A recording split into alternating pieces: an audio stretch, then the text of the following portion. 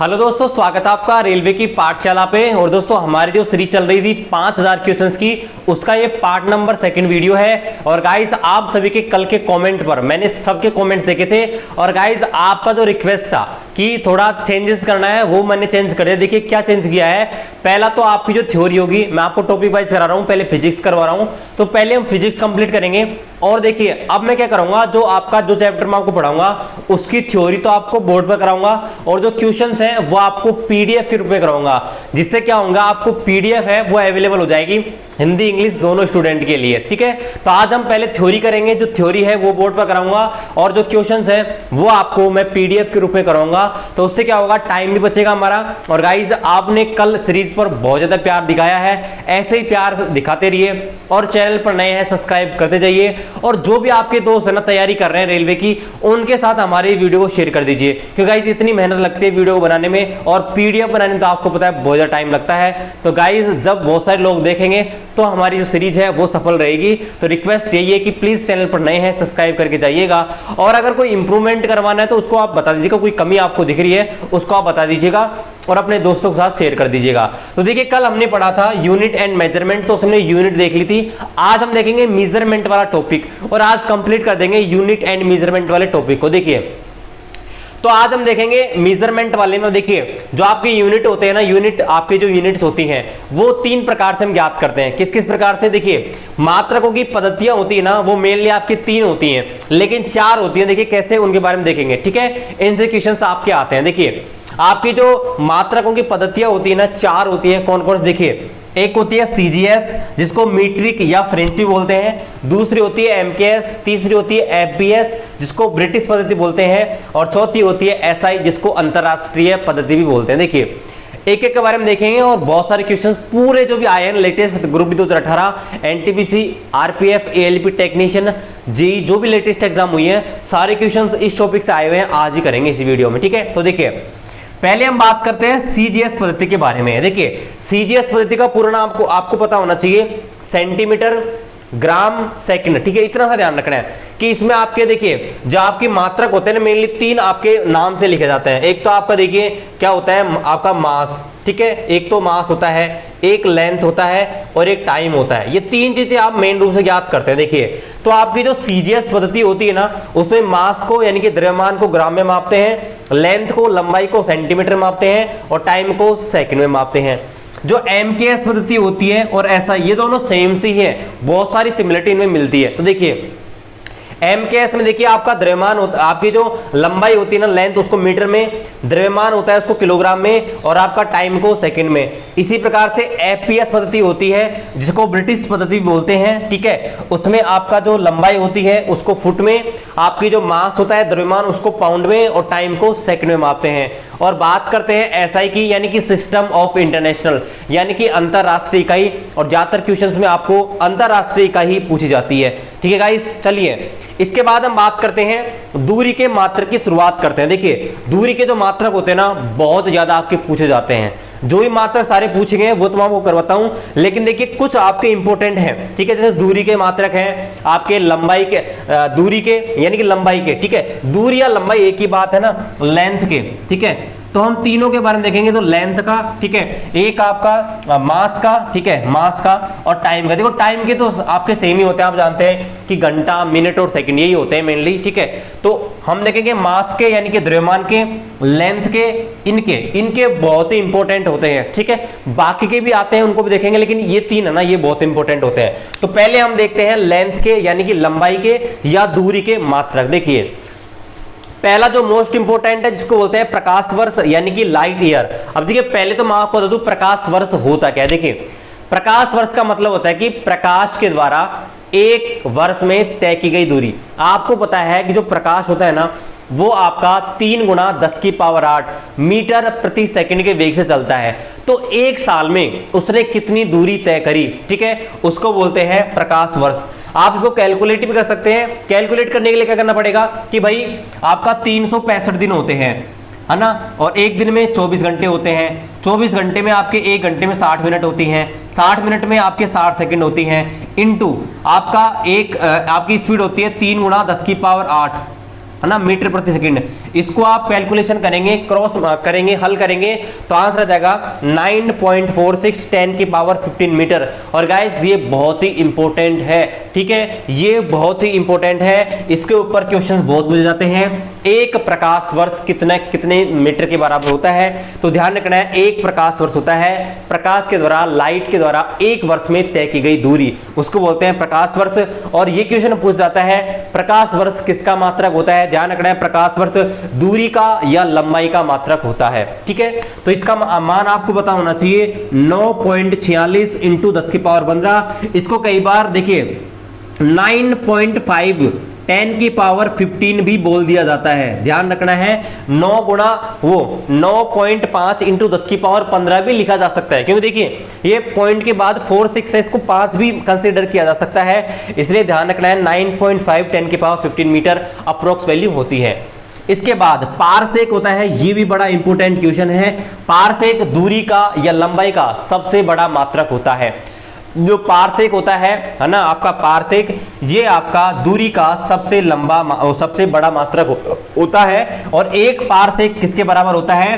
3.08 होता है वैसे तो, है ना, 3.08 10 की पावर 16 होता है, लेकिन मैंने 0.08 को हटा दिया ना, तो इसका जो अप्रोक्स वैल्यू होती है 3 गुणा 10 की पावर 16 मीटर। ध्यान रखना है, पारसेक होता है दूरी का, डिस्टेंस का सबसे बड़ा मात्रक होता है ना, और इसका जो मान होता है 3 गुणा 10 की पावर 16 मीटर होता है, ठीक है। इसके बाद बात करते हैं, अगले के ऊपर आते हैं, खगोलीय इकाई यानी कि एस्ट्रोनॉमिकल यूनिट। पहले तो परिभाषा पता होनी चाहिए, एस्ट्रोनॉमिकल यूनिट होती क्या है। तो देखिए पृथ्वी और सूर्य के बीच की औसत दूरी होती है ना, कि यहां से हमारी पृथ्वी की सतह से सूर्य है अप्रोक्स कितना दूरी पर है, कितनी डिस्टेंस पर है, उसकी दूरी को बोलते हैं एक एस्ट्रोनॉमिकल यूनिट। इसको शॉर्ट में AU भी कहा जाता है, ध्यान रखना है, एस्ट्रोनॉमिकल यूनिट। तो ध्यान रखना है, खगोलीय इकाई क्या होती है, एस्ट्रोनॉमिकल यूनिट क्या होती है, कि आपका पृथ्वी की सूर्य से औसत लंबाई कितनी है, औसत दूरी कितनी है ना, सूर्य से और पृथ्वी के बीच बिटवीन कितनी लेंथ है, उसको हम बोलते हैं खगोलीय इकाई यानी कि एस्ट्रोनॉमिकल यूनिट AU। और इसकी जो वैल्यू होती है वो होती है 1.495 10 की पावर 11। लेकिन आपको ये भी ध्यान रखना है, इसको ना कई बार कंसीडर ये भी कर लिया जाता है 1.5 इंटू 10 की पावर 11, या इसको ऐसे 15 गुणा 10 की पावर 10 मीटर, ठीक है, ये भी ध्यान रखना है, 15 गुणा 10 की पावर 10 मीटर ये भी मान लिया जाता है। तो ये इसकी वैल्यू होती है। तो ये आपके लंबाई के मात्रक होते हैं 3 सबसे बड़े, जो आपको ध्यान रखने हैं। इसके अलावा आपकी जो लंबाई है ना, इनमें क्वेश्चन बहुत ज्यादा आते हैं गाइस। ये जो आपका सामने टेबल बनी है ना, ये बहुत ही इंपॉर्टेंट है, आपके लंबाई से संबंधित आपके बहुत सारे क्वेश्चंस इससे आते हैं। देखिए कैसे कैसे आते हैं। देखिए पहले तो आपको पता होना चाहिए एक डेसी क्या होता है ना, ये आपको लिख रखा है। देखिए ये मीटर के आधार पर मैंने लिखे गए हैं। देखिए यानी कि आपका डेसी है ना, डेसी वो आपके 10 की पावर -1 मीटर के बराबर होता है। अब देखिए इसको कैसे हल करेंगे, इसके लिए ना मैं इसको हटा देता हूं। अगर आपको इसको लिखना है तो मैं थोड़ी देर के लिए साइड हो जाता हूं, आप वीडियो को पॉज करके ना इसको लिख लीजिएगा, क्योंकि मेरे को थोड़ी जगह चाहिए, तो मैं इसको हटा रहा हूं, क्योंकि मैं आपको इस चीज को थोड़ा एक्स्ट्रा भी समझा रहा हूं, ठीक है। तो आशा करता हूं आपने इसको उतार लिया होगा वीडियो को पॉज करके। तो आप देखिए ये कितना इंपॉर्टेंट है, आप अब समझिए। देखिए एक 10 की पावर -1 मीटर बराबर होता है एक डेसी। अब देखिए डेसी का मतलब क्या होता है कि 10 की पावर -1, इसका मतलब है कि 1/10, ठीक है, 1/10 मीटर बराबर किसके हो जाएगा, एक डेसी के। अगर उल्टा पढ़ना है ना तो कैसे आ जाएगा कि भाई आपके 10 डेसी मिलकर, ठीक है, 10 डेसी मिलकर 1 मीटर बनाएंगे। ये भी आपको ध्यान रखना, उल्टा पढ़ना आना चाहिए। जैसे बात करें 10 की पावर -2 सेंटीमीटर होता है, तो देखिए इसका मतलब क्या है कि 10 की पावर -2 मीटर बराबर होता है एक आपका सेंटीमीटर। क्या होता है, एक आपका सेंटीमीटर, ठीक है। अब देखिए अब कैसे काउंट करना है भाई, मीटर के 1 मीटर में कितने सेंटीमीटर होते हैं, अगर ये कैलकुलेट करना है तो कैसे करेंगे। देखिए मीटर को यहाँ क्या रख देते हैं, और 10 की पावर -2 इधर जाएगा, 10 की पावर +2 हो जाएगा, और ये आ जाएगा आपका सेंटी, ठीक है। तो 1 मीटर आ गया ना, 1 मीटर वो किसके बराबर आ गया, 10 की पावर 2 का मतलब क्या होता है 100 सेंटीमीटर, ठीक है, इस प्रकार से आप ज्ञात कर सकते हैं। इसी प्रकार से देखिए 10 की पावर -3 मीटर होता है ना, वह आपके 1 मिलीमीटर के बराबर होता है, यानी कि 10 की पावर -3 मीटर होता है, वो आपका किसके बराबर होता है, 1 mm के बराबर, यानी कि 1 मिलीमीटर के बराबर। अब अगर आपसे उल्टा पूछ ले कि भाई 1 मीटर में कितने मिलीमीटर होते हैं, तो देखिए इस 10 की पावर 3 को अगर मैं इधर भेज देता हूं तो इधर हो जाएगा 1 m बराबर, ये 10 की पावर -3 जाकर इधर प्लस बन जाएगा 10 की पावर 3 mm। तो ध्यान रखना है 1 मीटर में 10 की पावर 3 का मतलब क्या होता है, 1000 मीटर आपके होते हैं, वो 1000 मिलीमीटर होते हैं। ठीक है, ध्यान रखना है 1 मीटर में 1000 मिलीमीटर होते हैं और 1 मीटर में 100 सेंटीमीटर होते हैं। तो इस प्रकार से हम ज्ञात कर सकते हैं किसी का भी। ठीक है, उसी प्रकार देखिए 10 की पावर -6, ठीक है, 10 की पावर -6 आपका मीटर मिलके कितना बनता है, 1 माइक्रोमीटर। उसी प्रकार से 10 की पावर 9 मीटर, ठीक है, बन के बनता है 1 नैनोमीटर। ये क्वेश्चन बहुत इंपॉर्टेंट है। 10 की पावर -10 का बन के बनता है 1 एंगस्ट्रम, ये ध्यान रखना है, एंगस्ट्रम। ठीक है, 10 की पावर -12 ये बनता है पिकोमीटर। 10 की पावर -15 ये बनता है फेम्टोमीटर। 10 की पावर -18 ये बनता है आपका एटोमीटर। कितना बनता है, एटोमीटर। इसको मैं अलग से इधर साइड में बताता हूँ। देखिए ये तो आपकी माइनस की वैल्यू, गाइस इनको याद करना है, इतने में से कोई से भी पूछी जा सकती है, बड़े ही इंपॉर्टेंट होते हैं। ठीक है, मिस बिल्कुल भी नहीं करना है। देखिए आगे बात करते हैं, अगर 10 की पावर 1 इसका मतलब 10 है ना आपके डे का, यानी कि 10 की पावर 1 मीटर मिलेगा ना, तब जाकर आपका डे का बनेगा। मतलब 10 मीटर होता है ना, उसको 1 डे का मीटर बोलते हैं। अगर 10 की पावर 2, 10 की पावर 2 का मतलब क्या होता है, 10 की पावर 2 का मतलब होता है कि भाई 100 मीटर। ठीक है, 100 मीटर। ठीक है, उसको क्या बोलेंगे हम, हेक्टोमीटर। क्या बोलेंगे, हेक्टोमीटर। 10 की पावर 3 का मतलब क्या होता है, ऐसे, यानी कि 1000 मीटर, और 1000 मीटर को क्या बोलेंगे, 1 किलोमीटर। ये तो आप जानते ही हैं। उसी प्रकार से मेगा, मेगा का मतलब क्या होता है भाई, 10 की पावर 6, तो 10 की पावर 6 मीटर मिलके बनाते हैं 1 मेगा। 10 की पावर 9 मीटर मिला के बनते हैं 1 गीगा। 10 की पावर 12 मिलके बनाते हैं 1 टेरा। 10 की पावर 15 मिलकर बनाते हैं 1 पेटामीटर, और 10 की पावर 18 मिलकर बनाते हैं एक्सामीटर। और एक चीज और ध्यान रखनी है गाइस, इनके अलावा कौन सी चीज, ये ब्रैकेट में लिख रखी है ना, ये बड़ी ही इंपॉर्टेंट है। ठीक है, पूछ लेगा लंबाई के संदर्भ में इसकी वैल्यू क्या होती है, पूछ लेगा लंबाई के संदर्भ में कैपिटल M का मान कितना होता है। ठीक है, लंबाई के संदर्भ में कैपिटल G का मान क्या होता है, लंबाई के संदर्भ में T का मान, P का मान या E का मान, ये आपसे पूछ लेगा। ऑप्शन में देगा, जैसे पूछ लेगा कि लंबाई के संदर्भ में M इकाई है वो किसको प्रदर्शित करता है। ठीक है, M यूनिट किसके बराबर होगा, जैसे 10 की पावर 5, 10 की पावर 6, 10 की पावर 8, ऐसे। तो आपको ध्यान रखना है, ये हमने देखे हैं लंबाई के मात्रक। ठीक है गाइस, इसी प्रकार से हम देखते हैं आपके धारिता के और आपके किलोग्राम के। इसके अलावा यहाँ पर मैंने 2 और चीज लिखी हैं जो कि आपके बहुत इंपॉर्टेंट है इधर। ठीक है जी, आपके देखिए मेनली हमारे जो काम आती है ना, वो आपके SI इकाई और MKS इकाई काम आती है। लेकिन कई बार क्या होता है, आपके CGS और FBS से क्वेश्चन पूछ ले जाते हैं। तो इस चैप्टर में जो क्वेश्चन है वो तो हम कराएंगे, लेकिन ध्यान रखना, देखिए 2-3 इंपॉर्टेंट है जो आपके सामने करवाता हूं। देखिए पहला तो ये है, बल की जो मात्रक होती है वो CGS में क्या होती है, डाइन। क्या होती है, डाइन। ध्यान रखना है, आपकी बल यानी कि फोर्स होती है, उसकी CGS यूनिट जो होती है CGS में वो होती है डाइन।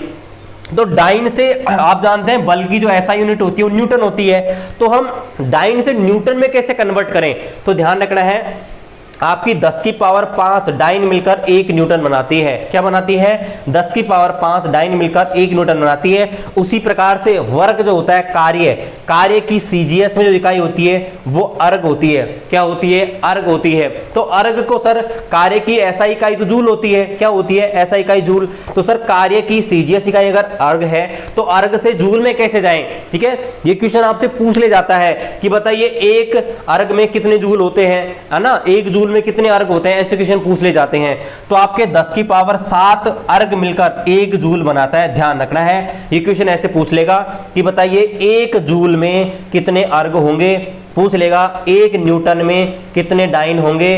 2 न्यूटन में कितने डाइन होंगे, या किसी भी वैल्यू आपको देकर किसी का भी पूछ सकता है। तो गाइस आशा करते हैं ये वाला आपको समझ आया होगा। इसी प्रकार से हम थोड़े से और बचे हुए हैं आपके कुछ मेजरमेंट, उनको मैं आपके सामने लिखता हूं और फिर हम प्रश्न करेंगे, ठीक है।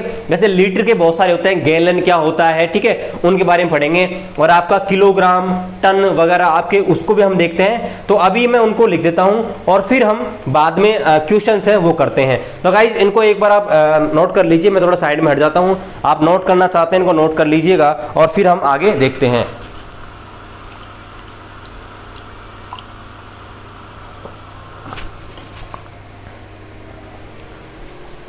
चलिए अब हम इसके आगे देखते हैं, इनको मैं यहाँ पर रिमूव कर देता हूँ और टाइम बचाने के लिए मैं वीडियो को पॉज कर देता हूँ, आपका टाइम खराब नहीं। चलिए अब इसके बाद में देखते हैं आगे। अब देखिए हम जो लेंथ वाला देख रहे थे, लेंथ में वो आपका लेंथ का यानी कि आपके लंबाई डिस्टेंस का, उसमें 2-3 चीजें आपको और ध्यान रखनी है।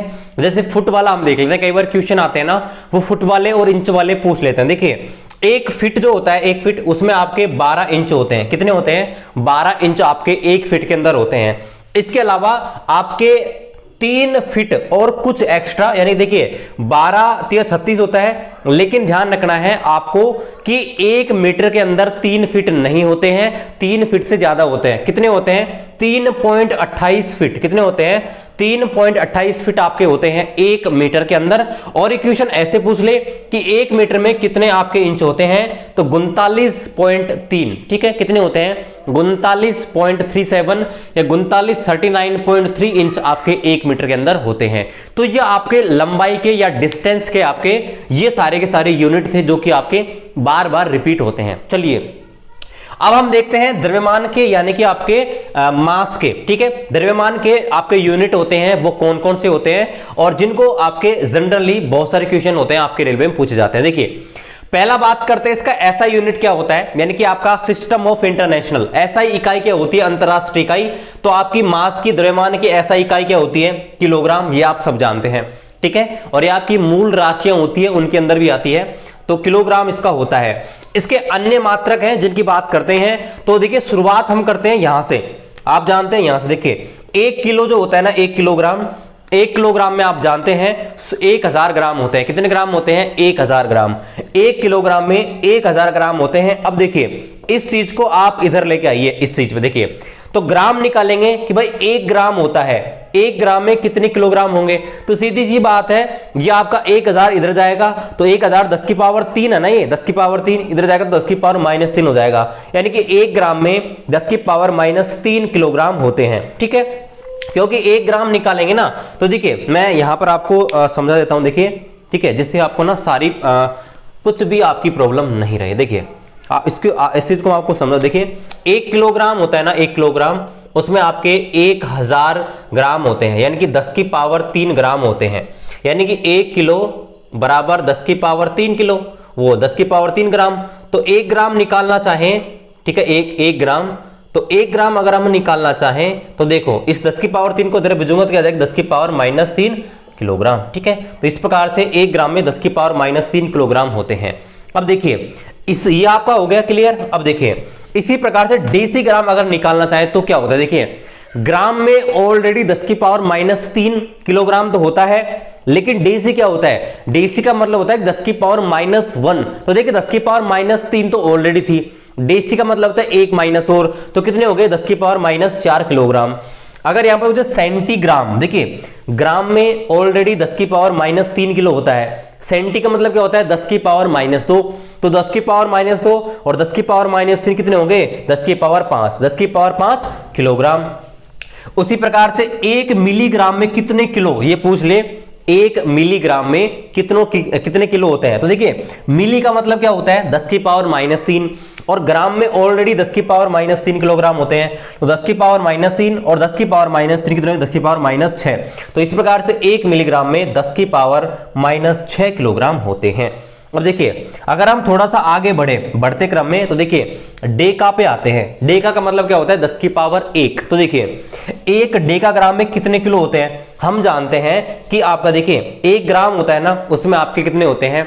आपका 1 ग्राम जो होता है, 1 ग्राम, ठीक है, तो 1 ग्राम और डेका ग्राम का मतलब क्या होता है? 10 से गुणा हो जाएगा तो 10 ग्राम ये हो जाएगा, और 10 ग्राम आप जानते हैं कितने के बराबर होता है? इसको आप यहां लिख सकते हो 0.01 किलो, ठीक है, 0.001 किलो, ठीक है, 0.01, ठीक है, 0.01 ही आएगा, ठीक है, 0.01 किलो, या फिर इसको लिखेंगे 10 की पावर माइनस 2 किलो, ठीक है, क्या लिखेंगे 10 की पावर माइनस 2 किलो, ठीक है। अब चलिए इसके बाद आगे देखते हैं, आते हैं हेक्टोग्राम के ऊपर। हेक्टोग्राम क्या होता है, तो देखिए 100 ग्राम होता है ना, वो आपके हेक्टोग्राम के बराबर होता है। हेक्टो का मतलब होता है 10 की पावर 2, क्या होता है 10 की पावर 2, और ग्राम का मतलब ग्राम, तो 10 की पावर 2 का मतलब होता है 100, तो 100 ग्राम, और 100 ग्राम में आप जानते हैं 0.1 किलो होता है, क्योंकि हम भाग लगाएंगे, देखिए 100 ग्राम होता है, 1000 में भाग लगाएंगे तो क्या आ जाएगा 0.1, ठीक है। इसी प्रकार से मैट्रिक टन, जिसको एक टन भी बोलते हैं, टन होता है ना, हम शॉर्ट में टन बोलते हैं, लेकिन ये इसका पूरा नाम होता है मैट्रिक टन।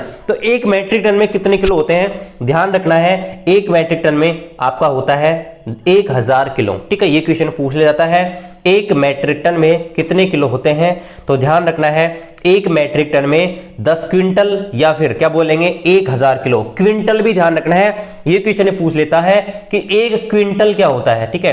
तो एक क्विंटल जो होता है ना, वो आपके होता है कितने के बराबर, आपके एक क्विंटल होता है 100 किलो के बराबर, ठीक है। तो एक क्विंटल में होते हैं 100 किलो, तो एक मैट्रिक टन में कितने हो जाएंगे, हम बोल सकते हैं 10 क्विंटल, या फिर बोलेंगे 1000 किलो। इस प्रकार से अगर हम देखते हैं वॉल्यूम के यानी कि आयतन के मात्रक, तो देखिए आयतन का जो अंतरराष्ट्रीय मात्रक होता है ना, इसमें आपको कंफ्यूजन हो सकता है। तो देखिए मैं आपको बताऊं, आयतन में दो प्रकार से आयतन निकल सकते हैं। देखिए धारिता के बारे में अगर हम 3D की बात करते हैं, 3D के रूप में, तो मेनली आपके क्यूब मीटर होता है, क्या होता है क्यूब मीटर, लेकिन जनरल रूप में हम लीटर का इस्तेमाल करते हैं, ध्यान रखना है लीटर का इस्तेमाल हम करते हैं। और आप बाजार से लेने भी जाते हो किसी भी लिक्विड को, तो वो लीटर के फॉर्म में ही आता है, लेकिन ध्यान रखना मीटर क्यूब इसका होता है, क्यूब मीटर, या इसको मीटर क्यूब बोलते हैं, ये भी आपका होता है, और लीटर भी होता है। अब चलिए बात करते हैं कि एक क्यूब मीटर होता है, उसमें कितने लीटर होते हैं, ठीक है, बहुत आसान सा क्वेश्चन है। एक क्यूब मीटर, तो देखिए एक क्यूब मीटर में, क्यूब का मतलब देखिए आप जानते हैं 10 की पावर 3, सीधी सी बात है, क्यूब घन बोलते हैं ना इसको हिंदी में, एक क्यूब, तो देखिए 10 की पावर 3 का मतलब 1000, तो 1000 लीटर, बड़ा सीधा सा है। इसके बाद में बैरल के बारे में आपने खूब सुना होगा, क्योंकि कच्चा तेल होता है ना आपका, वो आपका बैरल के फॉर्म में आता है। तो बैरल में क्या होता है 158.98, या बोल सकते हो 159 लीटर, अप्रोक्स 159 लीटर आपका होता है एक बैरल के बराबर, ध्यान रखना है, ठीक है। इसी प्रकार से गैलन वर्ड आपने सुना होगा, ये थोड़ा इंपॉर्टेंट है, गैलन कई बार पूछ लिया जाता है, गैलन वाला है ना, ये क्वेश्चन पूछा भी गया है, गैलन किसके बराबर होता है, तो एक गैलन में 3.785 लीटर होते हैं, इसको आपको ध्यान रखना है। अभी हम सारे क्वेश्चन करेंगे, 3.785 लीटर आपके एक गैलन के अंदर होते हैं। तो उल्टा भी पूछ ले जाता है, ध्यान रखना कि एक लीटर में कितने गैलन होते हैं। देखिए यहां तो एक गैलन में लीटर पूछा है, लेकिन पूछ रहे एक लीटर में कितना गैलन होता है, तो हम भाग लगा देंगे 1/3.785 का, हल करेंगे आ जाएगा 0.264, क्या आ जाएगा 0.264 गैलन। तो इस प्रकार से हम जो मेजरमेंट वाला जो टॉपिक है उसकी थ्योरी हमने कंप्लीट कर ली है। अब मैं आपको पीडीएफ की फॉर्म में जो भी question latest 2018 group D, NTPC 2015, RPF, ALP technician, जिसमें भी आपके मेजरमेंट के क्वेश्चन देखेंगे और कौन सा उपकरण किस इकाई को मापने में काम आता है, मेजरमेंट इक्विपमेंट, उनके बारे में क्वेश्चन देखते हैं। चलिए शुरू करते हैं इस वीडियो को, सब्सक्राइब कर दीजिएगा नए हैं तो। चलिए हम पीडीएफ के रूप में उन सॉल्यूशन का देख लेते हैं। तो चलिए दोस्तों अब हम प्रश्न देख लेते हैं, यूनिट एंड मेजरमेंट वाले टॉपिक से कौन कौन से क्वेश्चन आपके पूछे गए थे। पहला जो प्रश्न है वो ये कि एक एटमॉस्फेयर होता है, उसमें कितने पास्कल होते हैं, ये क्वेश्चन पूछा गया है। एक एटीएम यानी कि एक एटमॉस्फेयर होता है, वो आपके किसके बराबर होता है। तो गाइज ये आपके होता है, देखिए वैसे तो इसकी वैल्यू होती है ना, वो होती है 1.05 10 की पावर 5 पास्कल, ठीक है, 1.05 10 की पावर 5 पास्कल। लेकिन इसकी जो वैल्यू है ना 0.5, इसको नेगलेक्ट कर दिया जाता है और इसको 1 गुणा 10 की पावर 5 पास्कल लिखा जाता है। इसलिए ऑप्शन नंबर फर्स्ट है ना, इसका राइट आंसर आ जाएगा। अगला क्वेश्चन है कि एक हॉर्स पावर, एक अश्व शक्ति किसके बराबर होता है। तो आपको पता होना चाहिए एक अश्व शक्ति में होते हैं 746 वाट। कितने होते हैं 746 वाट, ऑप्शन नंबर फर्स्ट। चलिए अगला प्रश्न है कि एक डाइऑप्टर किसके बराबर होता है। अब दोस्तों पहले तो आपको पता होना चाहिए कि डायोप्टर होता क्या है। अब देखिए डायोप्टर होता है कि आपका कोई भी चश्मा होता है ना, या लेंस, लेंस आप बोलते हैं आपका ग्लासेस, ठीक है, लेंस उसकी क्षमता होती है ना, उसको डायोप्टर में मापते हैं। अब दोस्तों आपकी जो लेंस की क्षमता होती है ना, पावर, वो आपके उसकी जो फोकस दूरी होती है उसके व्युत्क्रमणपाती होती है, मतलब 1/f के। लेकिन f होता है ना, उसको हमेशा रखा जाता है मीटर में, तो 1/m, ये इसको बोलेंगे प्रति मीटर या मीटर -1, ये इसके आपके डायोप्टर की मात्रक होता है। यानी कि ऑप्शन नंबर 3 है ना, इसका राइट आंसर आ जाएगा मीटर प्रति मीटर। ठीक है, चलिए अगला प्रश्न है कि 1 मीटर किसके बराबर होता है। देखिए ऑप्शन हम देखते हैं तो सब में आपको माइक्रोन माइक्रोन दिखता है। अब देखिए एक चीज मैं आपको पहले ही, देखिए अभी थ्योरी करवाई थी, उसमें बताया था कि 10 की पावर -6, ठीक है, 10 की पावर 6 आपके माइक्रोन होते हैं, ठीक है, 1 मीटर में। ठीक है, कितने होते हैं, 10 की पावर 6 आपके माइक्रोन जो होता है ना, माइक्रोन, उसमें आपके 10 की पावर 6 मीटर होते हैं। लेकिन आप सोचें कि 1 मीटर में कितने माइक्रोन होते हैं। ठीक है, तो 1 मीटर को हम यहाँ रखेंगे, 10 की पावर 6 को इधर भेजेंगे तो ये प्लस की हो जाएगी, इसलिए 10 की पावर 6 माइक्रोन बराबर आपका हो जाएगा 1 मीटर। ध्यान रखना गाइस, क्वेश्चन उल्टा पूछा है, रटोगे हमेशा गलत करोगे। 1 मीटर में माइक्रोन पूछा है, ना कि माइक्रोन में मीटर। ठीक है, ये ध्यान रखना है। ठीक है, ये आपको ध्यान रखना है। ठीक है, 10 की पावर -6 मीटर बराबर 1 माइक्रोन होता है। क्या होता है, 1 माइक्रोन। आपसे ये नहीं पूछा, आपसे पूछा कि 1 मीटर की वैल्यू क्या है, तो 1 मीटर की वैल्यू क्या होगी, 10 की पावर 6 को इधर भेजेंगे, 10 की पावर 6 माइक्रोन। ध्यान रखना है। तो ऑप्शन नंबर आपका आ जाएगा, ऑप्शन नंबर 2 है ना, इसका राइट आंसर आ जाएगा। कंफ्यूजन हो सकता है, लेकिन वीडियो को आसानी से देखिए, पूरा आपको सब कुछ क्लियर हो जाएगा। अगला प्रश्न है कि प्रदीप्ति जो होती है, प्रदीप्ति, ठीक है, ल्यूमिनस, इल्यूमिनस जो होती है उसकी इकाई क्या होती है। तो देखिए प्रदीप्ति की माप होती है ना, प्रदीप्ति की माप वो आपकी होती है लक्स मीटर। क्या होती है, लक्स मीटर, ये आपको ध्यान रखना है। लक्स मीटर आपकी प्रदीप्ति की आपकी क्या होती है, यूनिट होती है। ठीक है, चलिए अगला प्रश्न है कि 1 किलोवाट घंटे में कितने जूल होते हैं। बड़ा सिंपल सा प्रश्न है, आपको याद होना चाहिए। 1 किलोवाट आपके होते हैं 3.6 10 की पावर 6 जूल। कितने होते हैं, ये चीज़ तो आपको याद ही होनी चाहिए। ठीक है, 1 किलोवाट घंटे में कितने जूल होते हैं, 3.6 10 की पावर 6। अगला प्रश्न ये है कि 1 किलोवाट में कितने, देखिए आपको 4 ऑप्शन दे रखे हैं, लेकिन सब में आप कंफ्यूज हो सकते हो कि सर जूल प्रति सेकंड से तो हमको समझ ही नहीं रहे कि जूल प्रति सेकंड क्या चीज़ होती है। तो देखिए किलोवाट का मतलब क्या होता है, किलोवाट का मतलब होता है शक्ति। क्या होता है, शक्ति। अब शक्ति क्या होती है, P बराबर W/T, है ना। तो देखिए W का मात्रा क्या होता है, कार्य का, जूल, और टाइम का क्या होता है, सेकंड। तो जूल प्रति सेकंड लिख दिया, यानी कंफ्यूज करने के लिए।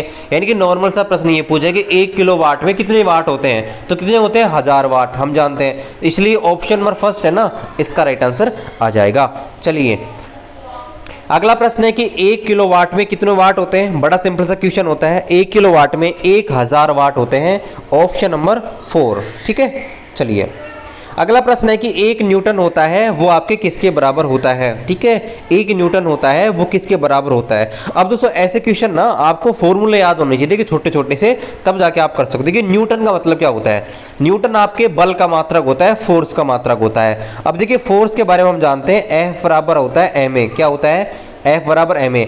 अब देखिए m का क्या मतलब होता है, m यानी कि मास, मास यानी द्रव्यमान, और द्रव्यमान को किसे मापते हैं, किलोग्राम में। ठीक है, a क्या होता है, त्वरण। त्वरण का मतलब क्या होता है, त्वरण आपका होता है मीटर प्रति सेकंड स्क्वायर, इसका मात्रक होता है। तो इस प्रकार से बल का, यानी कि न्यूटन को हम लिख सकते हैं किलोग्राम मीटर प्रति सेकंड स्क्वायर। तो आप देख लीजिए ऑप्शन नंबर 2 है ना, इसका राइट आंसर आ जाएगा किलोग्राम मीटर प्रति सेकंड स्क्वायर, ऑप्शन नंबर 2। ठीक है, चलिए अगला प्रश्न ये कि प्रकाश वर्ष द्वारा किसको मापा जाता है। क्वेश्चन आपको बोर्ड में करा चुका हूं।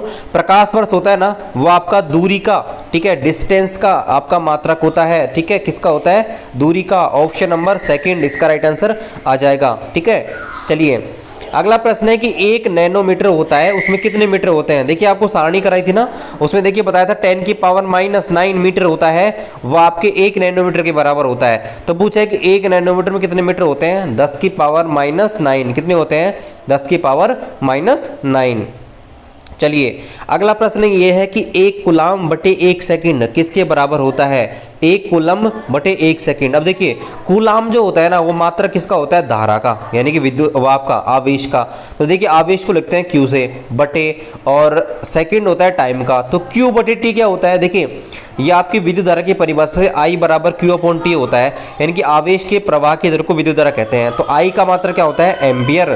तो ध्यान रखना है आवेश बटे समय, ठीक है, आवेश बटे समय या कूलाम बटे सेकंड क्या होता है आपका, एम्पियर या विद्युत धारा। ऑप्शन नंबर सेकंड इसका राइट आंसर आ जाएगा। अगला प्रश्न है कि 1 पिकोमीटर में कितने मीटर होते हैं, ठीक है, बड़ा सिंपल सा है, अभी हमने देखा था 10 की पावर माइनस 12 मीटर कितने होते हैं, 10 की पावर माइनस 12 मीटर आपके 1 पिकोमीटर के बराबर होता है।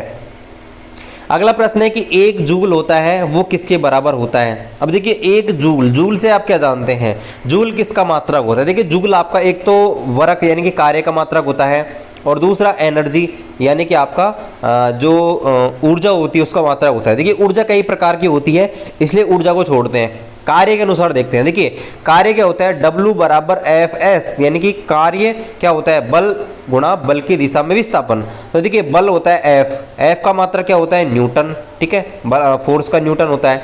और डिस्टेंस का वो आपका डिस्प्लेसमेंट का क्या होता है, मीटर। तो न्यूटन इंटू मीटर भी इसका मात्रक होता है। ऑप्शन नंबर फर्स्ट है ना, इसका राइट आंसर आ जाएगा 1 जूल बराबर 1 न्यूटन इंटू 1 मीटर भी होता है। अगला प्रश्न है कि 746 वाट को क्या कहा जाता है, बड़ा सिंपल सा है, 746 वाट को 1 अश्वशक्ति 1 हॉर्स पावर। देखते हैं अगला प्रश्न ये है कि कौन सा उपकरण है जिसका उपयोग समुद्र के स्तर से ऊपर की वस्तुओं को देखने में पनडुब्बी में लगाया जाता है। होता है क्या कि जो पनडुब्बी होती है ना, उनमें आपका एक यंत्र लगाया जाता है जो आपके ऊपर की वस्तुओं को देखने में हेल्प करता है। तो गाइज इस उपकरण को हम बोलते हैं पेरिस्कोप। क्या होता है, ऑप्शन नंबर थर्ड है ना, पेरिस्कोप। ये आपके पनडुब्बी में इसका इस्तेमाल किया जाता है ऊपर की वस्तुओं देखने में। पायरोमीटर होता है, यह आपके हाई टेम्परेचर यानी कि उच्च तापमान को मापने में काम आता है। एपीडिया स्कोप जो होता है, एपीडिया स्कोप वो क्या कहता है, जब हम कोई एक्सपेरिमेंट करते हैं ना, तो जो प्रोजेक्शन होता है, मतलब पर्दे पर कोई प्रक्षेपण प्राप्त होता है, उसके प्रयोग में इसका उपयोग किया जाता है। ओडोमीटर आप जानते हैं, ओडोमीटर आपके वाहनों में उपयोग किया जाता है। जो भी दूरी होती है, ट्रेवल जो आपकी होती है, ट्रेवल डिस्टेंस, उसको मापने में ओडोमीटर का उपयोग किया जाता है। अगला प्रश्न है कि वायुमंडलीय दाब को मापने में किस उपकरण का उपयोग किया जाता है। तो आपको पता होना चाहिए बैरोमीटर। बैरोमीटर आपका वायुमंडलीय दाब यानी कि एटमॉस्फेरिक प्रेशर, इसको मापने में किया जाता है। लैक्टोमीटर होता है दूध की शुद्धता यानी कि प्योरिटी ऑफ मिल्क, इसको मापने में किया जाता है। थर्मामीटर आपको पता है टेम्परेचर मापने में किया जाता है। और मल्टीमीटर आपके बहुत सारे उपकरणों से मिलकर बना हुआ एक संयुक्त कॉम्बिनेशन होता है, ठीक है। चलिए अगला प्रश्न है ये कि सूर्य को देखने में किस यंत्र का उपयोग किया जाता है। आप इस क्वेश्चन को देखकर सन मीटर ऑप्शन टिक करोगे, लेकिन ये इसका राइट आंसर नहीं है, ध्यान रखना है। सूर्य को देखने में हेलियोस्कोप, ठीक है, ध्यान रखना है। सूर्य को मापने में हेलियोस्कोप उपकरण है, इसका उपयोग किया जाता है। हेलियोस्कोप ध्यान रखना है, हेलियोस्कोप का उपयोग सूर्य को देखने में किया जाता है। चलिए अगला प्रश्न ये है कि विभवांतर को मापने में किसका उपयोग किया जाता है। विभवांतर क्या होता है, यानी कि आपके दो बिंदु हैं, उनके बीच विभव के अंतर को विभवांतर कहा जाता है। और गाइस इसको मापा जाता है वोल्ट मीटर से, ध्यान रखना है, विभव मापी से नहीं मापते हैं, ध्यान रखना है, कंफ्यूज बिल्कुल भी नहीं होना है। विभवांतर को आपका वोल्ट मीटर से मापते हैं, इसका मात्रक होता है वोल्टेज, ध्यान रखना है, ठीक है। अगला प्रश्न ये है कि विद्युत आपके सर्किट के अंदर विद्युत धारा प्रवाहित हो रही है नहीं, उसके पता लगाने में कौन सा उपकरण काम में लिया जाता है।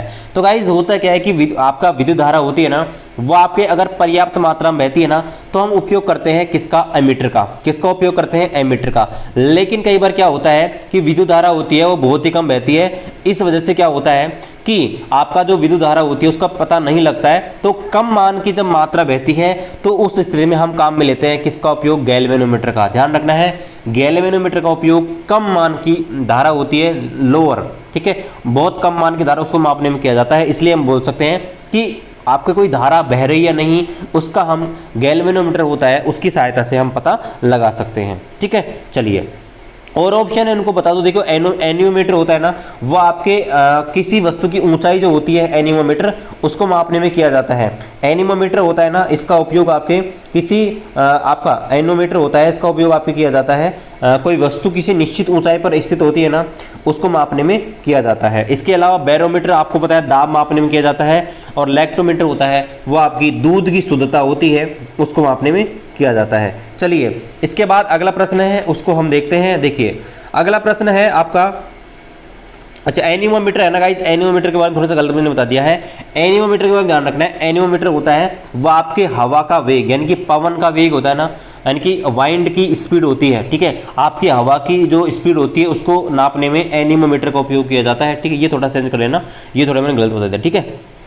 चलिए अगला प्रश्न ये कि एक शाफ्ट की आवर्धन गति जो होती है उसको निर्धारित करने के लिए किसका उपयोग किया जाता है। तो गाइज आपके जो टैकोमीटर होता है ना, टैकोमीटर का उपयोग आपके किया जाता है घूर्णन गति को मापने में। घूर्णन गति जो होती है ना, घूर्णन गति, उसको मापने में आपका टैकोमीटर होता है, इसका उपयोग किया जाता है। इसलिए आपका कोई भी घुमावदार या घूर्णन गति होती है, जैसे कि आपका सॉफ्ट घूम रही है, तो उसको मापने में टैकोमीटर का उपयोग किया जाता है। स्पीडोमीटर आप जानते हैं, कोई मोटरसाइकिल होती है उसके अंदर स्पीड जो होती है उसको मापने में इसका उपयोग किया जाता है। एनीमोमीटर हवा का वेग, प्रेशर मापने में किया जाता है। और क्रोनोमीटर होता है वो आपकी कोई जहाज है, शिप है, उसकी सही स्थिति ज्ञात करने में इसका उपयोग होता है। अगला प्रश्न देखते हैं कि विभवमापी होता है ना, वो एक प्रकार से क्या होता है। तो देखिए विभवमापी एक होता है मापक उपकरण होता है, ध्यान रखना है, मीजरिंग इंस्ट्रूमेंट होता है, ऑप्शन नंबर फर्स्ट, ठीक है। चलिए अगला प्रश्न ये है कि किसको मापने में स्टेलाग्मोमीटर का उपयोग किया जाता है। स्टेलाग्मोमीटर होता है ना गाइस, इसके बारे में आपको ध्यान रखना है कि सरफेस टेंशन जो होती है यानी कि पृष्ठ तनाव, उसको मापने में आपका स्टेलाग्मोमीटर का उपयोग किया जाता है। ये आपको ध्यान रखना है, पृष्ठ तनाव यानी कि सरफेस टेंशन को मापने में आपका इसका उपयोग किया जाता है। अगला प्रश्न यह है कि ओडोमीटर होता है, उसका उपयोग किस मापने में होता है। तो ओडोमीटर से आपको ध्यान रखना है, हमेशा ओडोमीटर आपके देखिए दो उपकरण होते हैं गाड़ियों में, एक होते हैं ओडोमीटर, एक होता है स्पीडोमीटर। स्पीडोमीटर मापता है स्पीड, ओडोमीटर मापता है डिस्टेंस, इसलिए ऑप्शन नंबर सेकंड इसका राइट आंसर आ जाएगा। अगला प्रश्न है कि टैकोमीटर का उपयोग किसमें किया जाता है। अभी बताया था घूर्णन गति जो होती है ना उसमें उपयोग किया जाता है, ऑप्शन नंबर 4 गति पालक चक्र। देखिए चक्र आ गया ना, चक्र की घूर्णात्मक गति, ठीक है, इसलिए ऑप्शन नंबर 4 है ना, इसका राइट आंसर आ जाएगा। अगला प्रश्न यह है कि मल्टीमीटर होता है ना, वो क्या होता है। देखिए मल्टीमीटर क्या होता है, एक संयुक्त उपकरण होता है जिसमें आपकी विद्युत धारा होती है, ठीक है, आपका वोल्टेज भी होता है और प्रतिरोध भी होता है, तीनों चीजें होती हैं, तो उसे हम आपका मल्टीमीटर बोलते हैं। यानी कि वोल्टमीटर, करंट मीटर और ओम मीटर तीनों उसमें होते हैं, उसको हम मल्टीमीटर के रूप में जाना जाता है। अगला प्रश्न पूछा है कि रिएक्टर पैमाना जो होता है, रिएक्टर पैमाना, उसके बारे में कौन सा स्टेटमेंट गलत है। देखिए पहले मैं आपको दूं, रिएक्टर पैमाना होता है ना वो आपके सिस्मोग्राफ उपकरण जो होता है ना, जो आपका भूकंप मापी होता है, उसको मापने में आपका एक पैमाना होता है और उस पर अलग अलग आपके अंक लिखे होते हैं। उसमें क्या होता है कि जैसे अंक लिखे होते हैं ना, अगर उसकी वैल्यू ज़्यादा होती है ना, जैसे जैसे वैल्यू बढ़ती जाती है, उससे ये पता लगता है कि आपका जो भूकंप है कितना विनाशकारी है, कितना खतरनाक है। अब देखिए इसके बारे में देखते हैं। पहला बोल रखा है कि इसे 1935 में चार्ल्स रिएक्टर और गुटेनबर्ग ने विकसित किया था, बिल्कुल सही है, पहला स्टेटमेंट बिल्कुल सही है। दूसरा, यह एक लघुगणक पैमाना है, मतलब लॉगरिथम पर आधारित है, दूसरा स्टेटमेंट भी सही है। तीसरा, इसे भूकंप मापी के रूप में भी काम में लिया जाता है, बिल्कुल सही है। चौथा, इस पर यदि वैल्यू 8 से 9 के बीच आती है तो इसका मतलब होता है कि हल्का भूकंप आना, ये गलत है।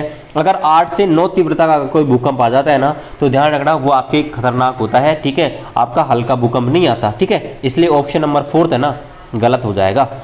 अगला प्रश्न ये है कि तरल पदार्थ के घनत्व को मापने में किसका उपयोग किया जाता है, कि आपके लिक्विड जो होते हैं उनकी डेंसिटी होती है, डेंसिटी उसको हम किससे मापते हैं। तो आपके लिक्विड्स होते हैं ना, लिक्विड्स, उनकी डेंसिटी होती है, ठीक है, उनकी डेंसिटी मापने के लिए उपयोग किया जाता है हाइड्रोमीटर। कौन सा उपकरण, ऑप्शन नंबर सेकंड है ना, हाइड्रोमीटर, इसका उपयोग किया जाता है, ये आपको ध्यान रखना है, ठीक है, ये आपका हाइड्रोमीटर। और ऑप्शन है इनके बारे में आपको बताऊं। देखिए आर्द्रता मापी क्या होता है, आर्द्रता मापी आप जानते हैं कि आपके वायुमंडल में कितनी आपकी पानी की मात्रा है, यानी कि आपकी ह्यूमिडिटी कितनी है, उसको मापने में आपका हाइग्रोमीटर है ना, आर्द्रता मापी, इसका उपयोग किया जाता है।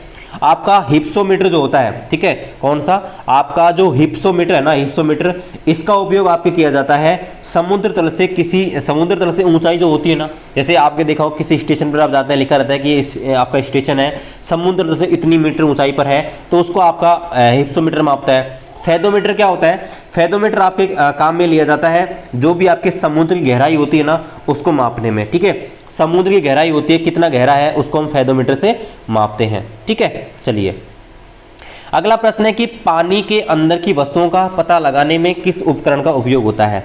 पानी के अंदर, देखिए पानी के अंदर कोई वस्तु स्थित है ना, तो उसमें हम यूज करते हैं आपके सोनार जो होती है, सोनार, ठीक है, सोनार का उपयोग किया जाता है। सोनार जो होती है ना, वो आपके सोनार का पूरा नाम होता है साउंड नेविगेशन एंड रैंगिंग, ठीक है। इसमें आपके अल्ट्रासोनिक तरंगे होती है, उनका उपयोग किया जाता है, जिससे आपके परावर्तित होकर जो आपकी तरंगे होती हैं वो आपके संकेत देती है, और उनके मदद से हम कोई वस्तु है पानी के अंदर उनका पता लगा सकते हैं इकोलोकेशन के मदद से। ध्यान रखना, इकोलोकेशन की मदद से ये आपका काम में लिया जाता है सोनार, और इससे आपका ध्यान रखना है, इससे हम पता लगा सकते हैं कौन सी वस्तु कितनी दूरी पर स्थित है। चलिए अगला प्रश्न ये है कि दूध की घनत्व होता है, दूध का डेंसिटी, उसका पता किसे लगाते हैं? तो ध्यान रखना है लैक्टोमीटर। किसे लगाते हैं? लैक्टोमीटर से, कि आपकी डेंसिटी कितनी है, उसके अंदर फैट कितना है, उसके अंदर कितना पानी कम है ज़्यादा, उससे हम लैक्टोमीटर से पता लगा सकते हैं। Option number first. बाकी हाइड्रोमीटर आप जानते हैं क्या होता है, ठीक है, हाइड्रोमीटर के बारे में आ चुका है। बैरोमीटर आप जानते हैं, थर्मामीटर पहली चीज़ हम पढ़ चुके हैं। चलिए नया जो आएगा उसके बारे में आपको बताता चलूँगा। चलिए अगला प्रश्न ये है कि ऑटोमोबाइल में यात्रा जो होती है, ऑटोमोबाइल आपका जो कार बस होती हैं, तो इनमें आपकी कोई यात्रा ट्रेवल हुई है, तो दूरी जो होती है डिस्टेंस, उसको मापने में कौन सा उपकरण काम में लिया जाता है? तो गाइज उसमें लिया जाता है, आपको ध्यान रखना, आपका दूरी मापने में आपका जो ओडोमीटर होता है ना वो काम आता है, जबकि जो स्पीड होती है उसको मापने में स्पीडोमीटर काम आता है, ये आपको ध्यान रखना है।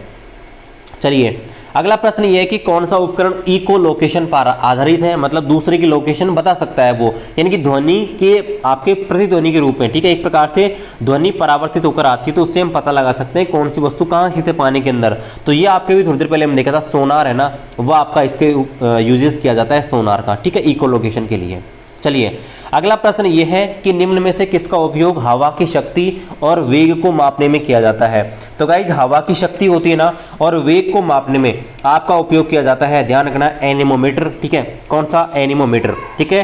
तो ऑप्शन नंबर 4 है इसका राइट आंसर आ जाएगा। लैक्टोमीटर दूर से संबंधित है, ठीक है। स्पीडोमीटर होता है गाड़ियों की स्पीड मापने में काम में लिया जाता है। थर्मोमीटर होता है टेम्परेचर मापने में याद किया जाता है। तो गाइज ये था। तो गाइज आशा करते हैं आज का वीडियो आपको बहुत ही पसंद आया होगा। तो गाइज हम पीडीएफ के बारे में आपको बता दो, देखिए पीडीएफ है वो आपको 3 भागों में मिलेंगी। पहले जैसे हमारी फिजिक्स खत्म हो जाएगी तो फिजिक्स के जो भी क्वेश्चन मैं आपको कराऊंगा लेटेस्ट, ठीक है, वो आपको सारे मैं अवेलेबल करा दूंगा एक साथ। फिर जैसे हमारी केमिस्ट्री खत्म हो जाएगी, केमिस्ट्री के जो वीडियो जो क्वेश्चन होंगे वो करा देंगे। उसके बाद में जिस प्रकार से हमारी बायोलॉजी खत्म होगी, बायोलॉजी की वीडियो आपको इस प्रकार से वो जो पीडीएफ के रूप में क्वेश्चन है वो यहाँ पर मिल जाएंगे। तो गाइस चैनल पर नए हैं सब्सक्राइब कर दीजिएगा, शेयर कर दीजिएगा, आपके लिए ही ये सीरीज शुरू की गई है और आपका सपोर्ट चाहिए। आपके बिना मैं कुछ नहीं हूं, ये चैनल आपका है, ये परिवार आपका है, आपको ही सपोर्ट करना है गाइस। चलिए मिलते हैं अगले वीडियो में, तब तक जय हिंद जय भारत।